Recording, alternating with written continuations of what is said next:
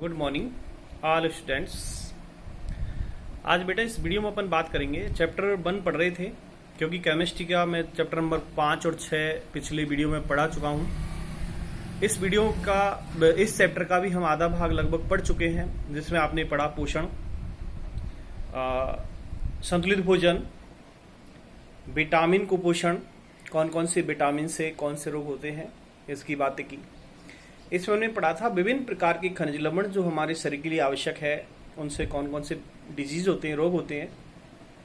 इसके अलावा हम बात कर रहे थे प्रोटीन कुपोषण। प्रोटीन कुपोषण के अंदर जो प्रोटीन कमी से रोग होते हैं, मैरस्मस और क्वाशियोकर, उसकी हमने चर्चा की। इन रोगों के लक्षण कौन कौन से होते हैं वो मैंने आपको बताया, आपने पॉइंट टू पॉइंट नोट किए होंगे, और नहीं किए तो कर लेना वीडियो में, यूट्यूब चैनल चला के। इस वीडियो के अंदर मैं आज आपसे बात करूंगा एक नया क्वेश्चन, पीने योग्य जल के गुण। यानी पीने योग्य जल कैसा होता है, यानी प्रॉपर्टीज ऑफ ड्रिंकिंग वाटर। पीने योग्य जल की गुण क्या है, प्रॉपर्टीज क्या है। देखो, जल जैसे हम आरओ का पानी पिए या कुएं का पानी पिए, तालाब का पिए या जो नलकूपों का पानी पिए, सबसे उत्तम माना जाता है कुएं का जल। कुएं का जल क्योंकि वो मिट्टी के जो कण होते हैं उनसे फिल्टर होकर के वो नीचे आता है, ठीक है, और उसको हम पीते हैं। एक होता है आरओ का पानी। तो आरओ का पानी इतना बेटर नहीं है जितना कि कुएं का जल है। अब यदि हम तालाब की बात करें तो देखो, तालाब का जल होता है, वो होता है एक तरह का प्रदूषित जल, क्योंकि तालाब के जल में विभिन्न प्रकार की मानवीय क्रियाकलाप, विभिन्न प्रकार के जीव जंतुओं के क्रियाकलाप, जानवरों को नहलाना, उसमें कपड़े धोना या जानवरों के द्वारा मलमूत्र का त्याग करना, ये सब तालाब के जल में क्या घुल मिल जाता है, तो वो जल प्रदूषित हो जाता है। हम नदियों के बहते जल का भी उपयोग यदि पीने में ना करें तो ज़्यादा बेटर होगा, क्योंकि नदियों का जो पीने योग्य जल, जैसे जहाँ से नदी निकलती है वहाँ तो चलो पानी बहुत ठंडा होता है, उधर तो प्योर मिलेगा, लेकिन जैसे जैसे नदी का बहाव आगे बढ़ता जाता है तो वो नदियाँ प्रदूषित होती जाती है। जैसे आपने देखा, चाहे हम गंगा, यमुना, सरस्वती किसी की बात करें, उनका जल कितना गंदा होता है। पवित्र तो माना गया है गंगा का पानी, लेकिन गंदा आप कभी देखना उसको कैसा लगेगा। तो हम चाहे हमारी आस्था के अनुसार कहें कि वो पवित्र है, लेकिन पीने योग्य डायरेक्टली नहीं है। जब तक उस जल को फिल्टर ना किया जाए तब तक वो पीने योग्य नहीं है। आरओ के पानी के अंदर आरओ का पानी पी सकते हो, लेकिन हम कुएं के जल को सबसे उत्तम मानते हैं, क्योंकि वो मिट्टी के कणों के द्वारा छनकर आता है और उस जल के अंदर विभिन्न प्रकार के जो तत्व हैं कुछ मात्रा में पाए जाते हैं। तो बेटा इस वीडियो में हम बात करेंगे पीने योग्य जल के गुण। तो आप पॉइंट के अंदर, कॉपी के अंदर पॉइंट नोट कर लें, हेडिंग डाल दें, और पीने योग्य जल के बारे में मैं जो पॉइंट नोट करवाऊँ उन पॉइंटों को आप नोट करें।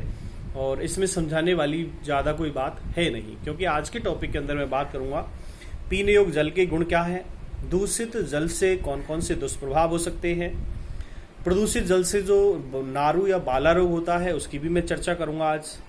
तो इन सब के बारे में आपको मैं बताने जा रहा हूं। तो आप सबसे पहला टॉपिक डालें, पीने योग्य जल के गुण।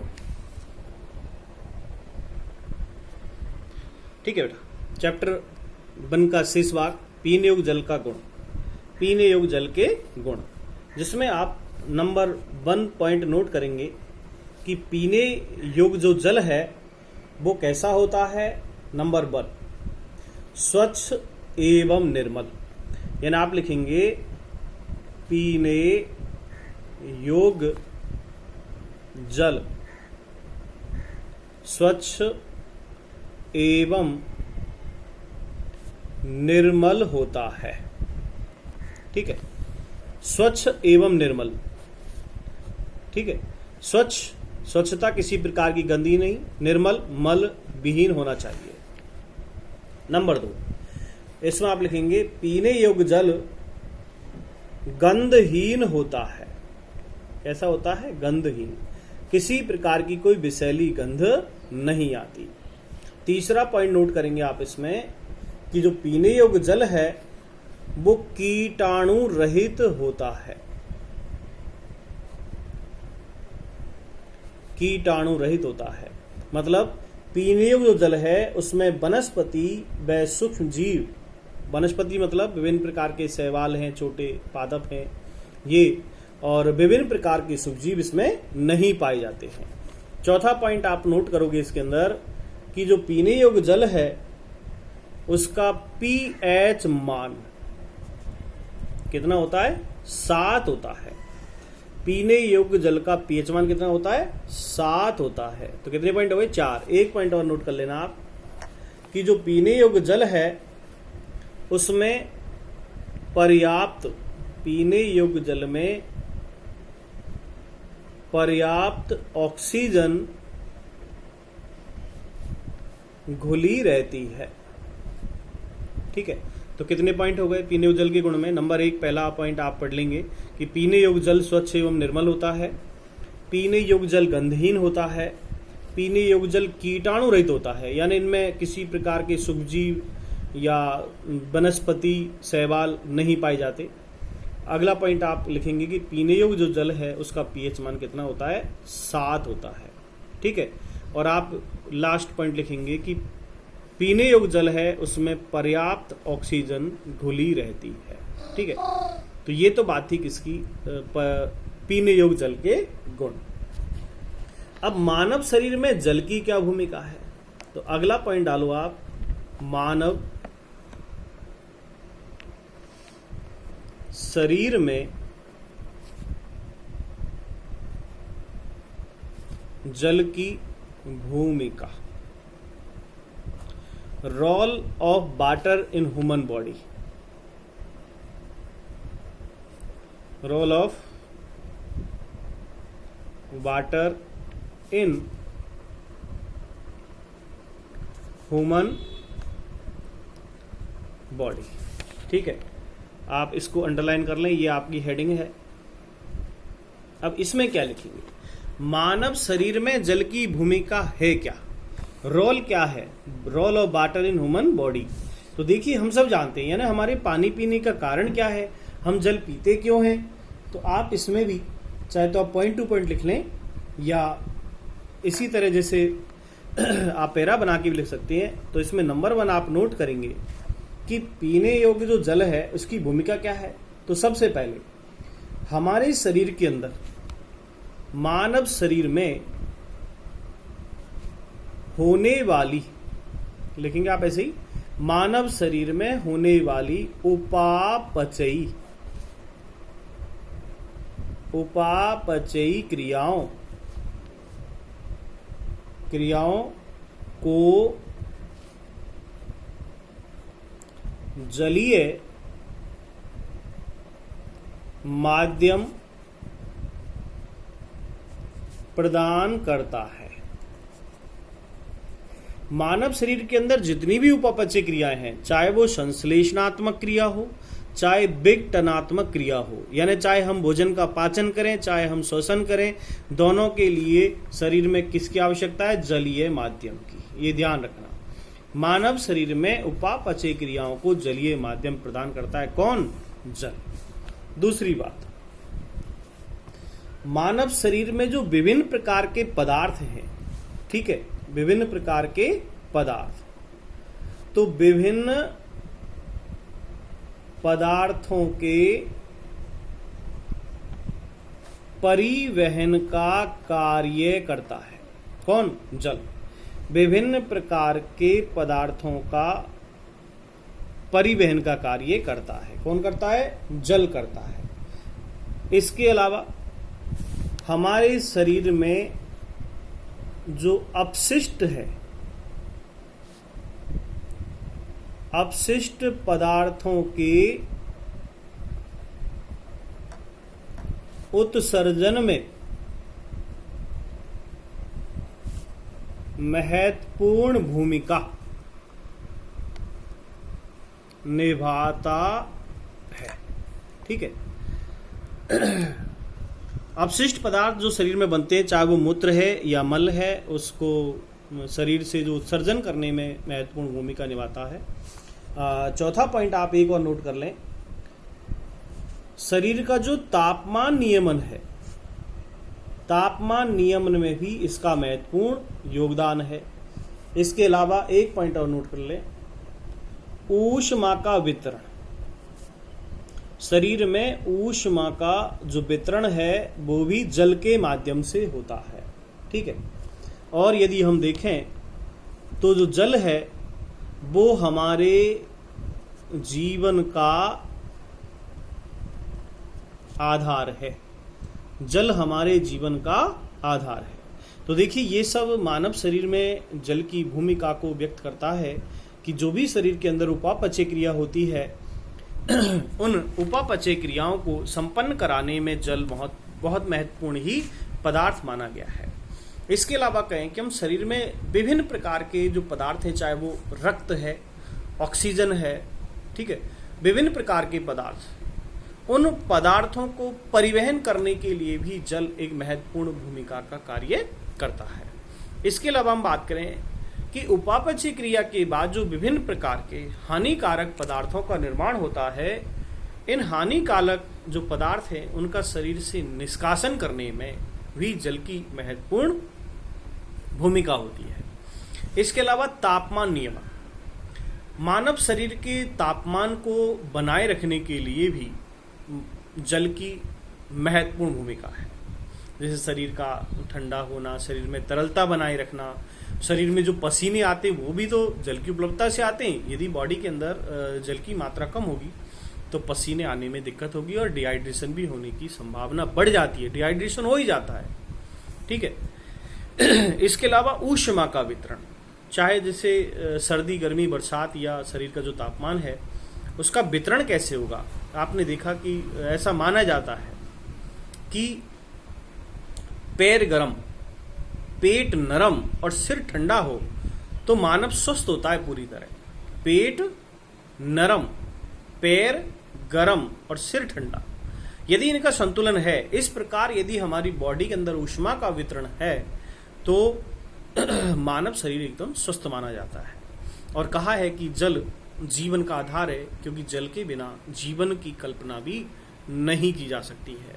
इसलिए कहा है कि जल है तो जहान है और जल संरक्षण भी महान है, ऐसा माना जाता है। तो देखिए, इसके अंदर हम बात करेंगे कि जल वैसे देखा जाए तो रोग प्रतिरोधक क्षमता में भी ये बहुत महत्वपूर्ण है। इसलिए अब जैसे गर्मी के दिन है तो कहा जाता है गर्मियों के दिनों में जितना पानी पिए उतना अच्छा। इसके अलावा देखा होगा कि जो पथरी पेशेंट होते हैं, जिनके अंदर स्टोन होती है, चाहे किडनी के अंदर हो या यूरेटर के अंदर हो, जो इनकी पथरी पड़ जाती है, उनको तो दिन भर पानी पीना चाहिए। कोल्ड ड्रिंक या कोई और पेय पदार्थ जितने भी हो सके उतना उनको ज़्यादा से ज़्यादा पीना चाहिए। ठीक है। तो अब मैं आगे बात करता हूँ, जैसे दूषित जल का प्रभाव क्या है। अब मैं नेक्स्ट बात करूंगा, तो आप टॉपिक डाल दें दूषित जल का प्रभाव। अब दूषित जल क्या है, चाहे वो तालाब का जल की बात कर रहा था या ऐसा रुका हुआ जल जिसको मजबूरी में पीना पड़ जाए, तो ऐसे विभिन्न प्रकार के जो जल हैं, उस दूषित जल से मानव को विभिन्न प्रकार के रोग हो सकते हैं।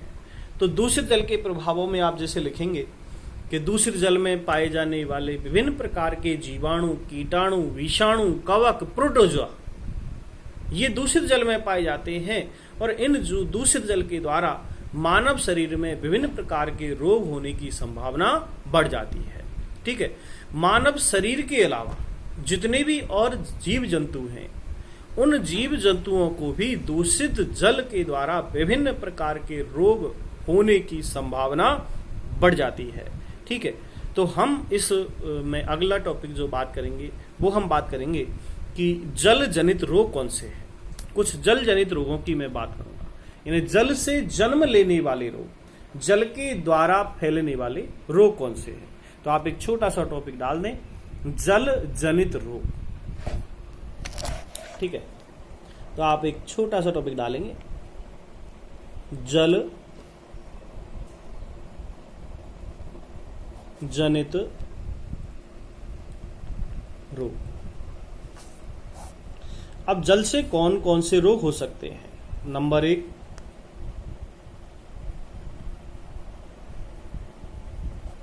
विषाणु जनित रोग, यानी जल में पाए जाने वाले विषाणु से कौन कौन से रोग हो सकते हैं। तो इसकी मैं बात करूं, एक तो पोलियो और एक पीलिया, ये दोनों ही विषाणु से होते हैं। पीलिया जिसे हम कहते हैं हेपेटाइटिस ए।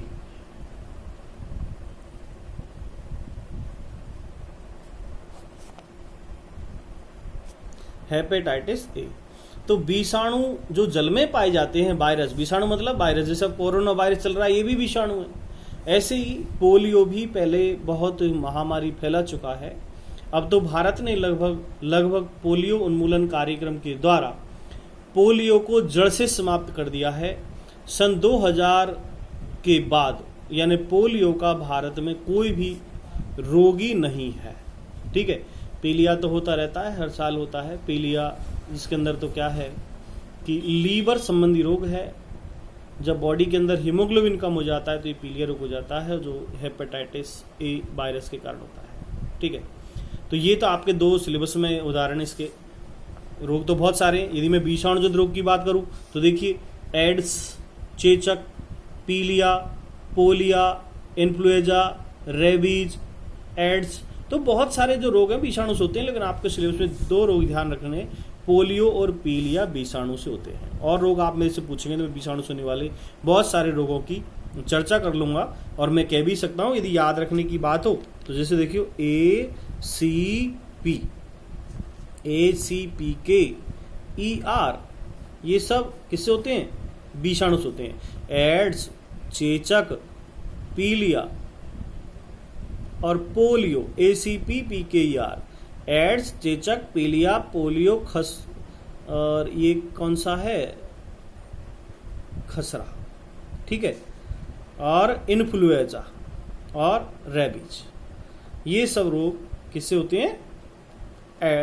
विषाणु के द्वारा। ठीक है, दूसरे में बात करता हूं जीवाणु जनित रोग। अब जीवाणु से बहुत सारे रोग होते हैं, लेकिन आपको कुछ ही उदाहरण याद रखने जो आपके सिलेबस के अंदर है। जैसे हैजा,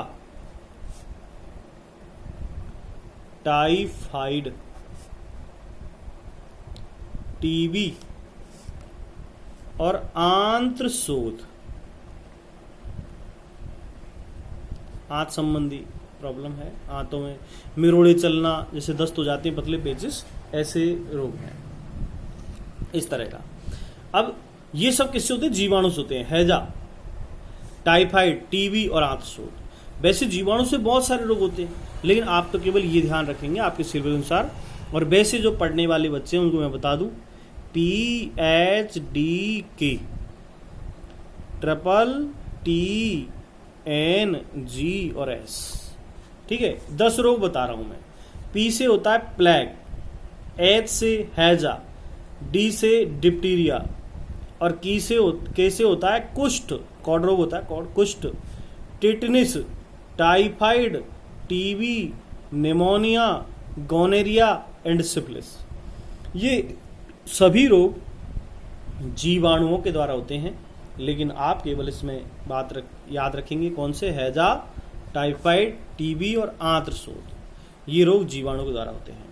ऐसे ही मैं आपसे बात करूं नेक्स्ट, प्रोटोजोआ जनित रोग। कौन से? प्रोटोजोआ जनित रोग।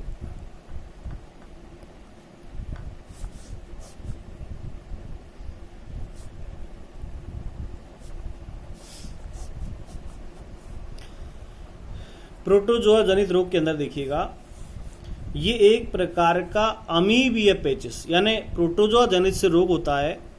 रोग तो बहुत सारे हैं प्रोटोजोआ से भी, मैं आपको कुछ नाम बता दूं। अमीबियसिस, कालाजार, निंद्रा रोग, ट्रिप्नोसोमा, जियार्डिया, लिस्मानिया, इनसे होने वाले रोग हैं। तो लेकिन आपके सिलेबस में क्या है?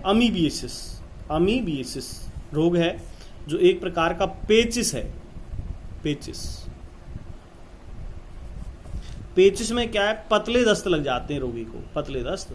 इसे ये होता है एंट अमीबा हिस्टोलाइटिका नामक प्रोटोजोआ के कारण रोग होता है अमीबियसिस, पतले दस्त। पेचिस किससे होता है?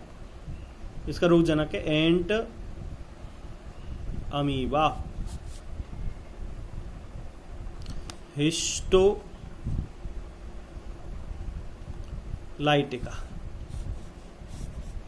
एंट अमीबा हिस्टोलाइटिका नामक प्रोटोजोआ के द्वारा ये अमीबियासिस रोग होता है।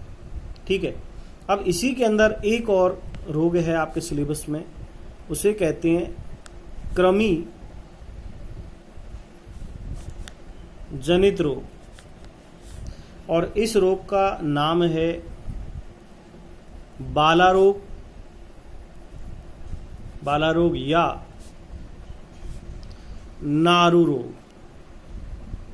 ठीक है, बाला या नारू रोग। बाला नाम क्यों पड़ा? क्योंकि इसका आकार बाल की तरह होता है, बाल की तरह पतला होता है, इसलिए इसको बाला रोग भी कहा। ठीक है, और नारू रोग, इसका नाम है नारू डिजीज या बाला रोग, इसे गिनी बर्म डिजीज भी कहते हैं। ठीक है, तो ये रोग आपके सिलेबस में थोड़ा डिटेल है, ये रोग होता किससे है, यानी इस रोग का रोग जनक क्या है। रोग जनक, इस रोग का रोग जनक है ड्रैकनकुलस मेडिनेंसिस। रोग जनक यानी रोग फैलाता कौन है ये? तो प्रदूषित जल में पाया जाने वाला ड्रैकनकुलस मेडिनेंसिस।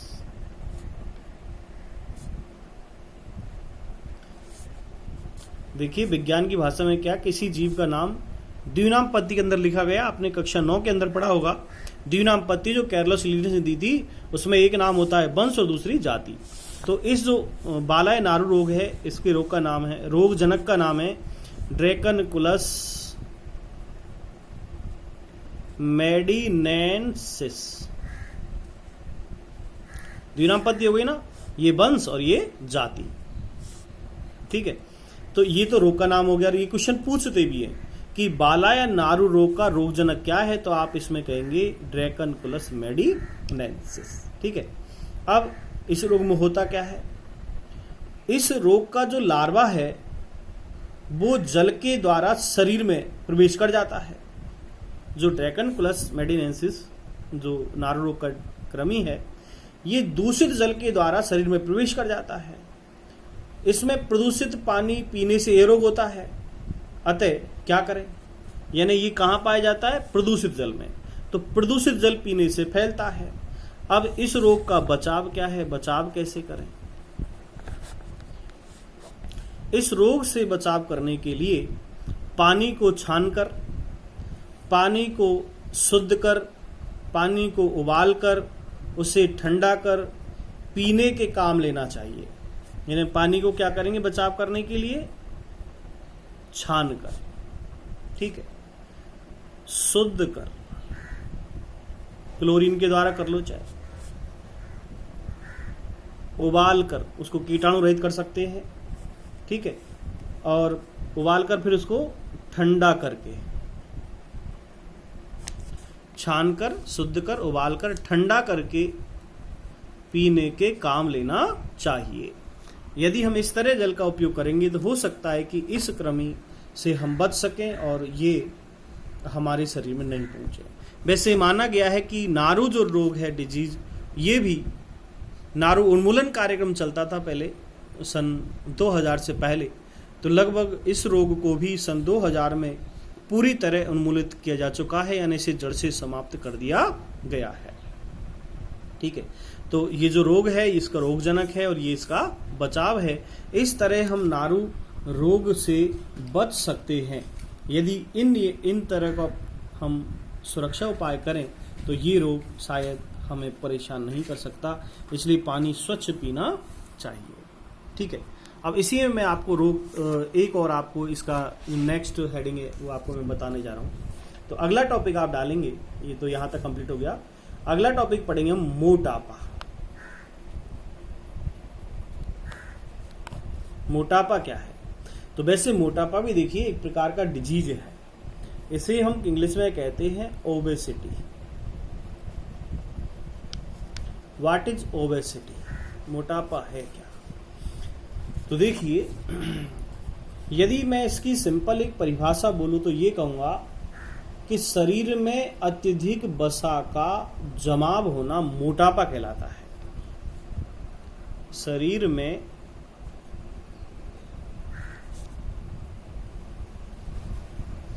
अतिरिक्त वसा का जमाव होना।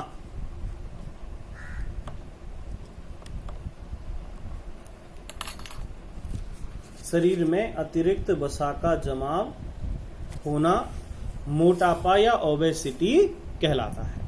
तो देखिए, कोई भी व्यक्ति कब मोटा माना जाएगा?